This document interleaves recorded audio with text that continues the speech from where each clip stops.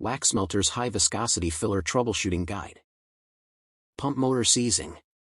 Turn the unit off, loosen the collar between the motor and HVISC pump head. This should be tight enough to hold the HVISC head, but not extremely tight. It should be able to move slightly, allowing the motor to cool off.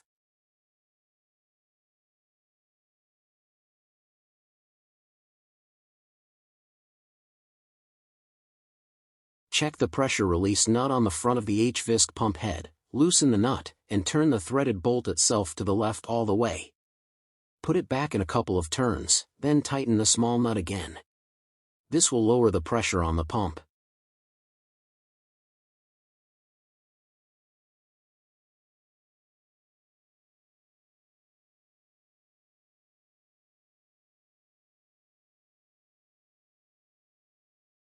If you need additional assistance, please contact us at 1-888-WaxMelters extension 2 or email support@waxmelters.com.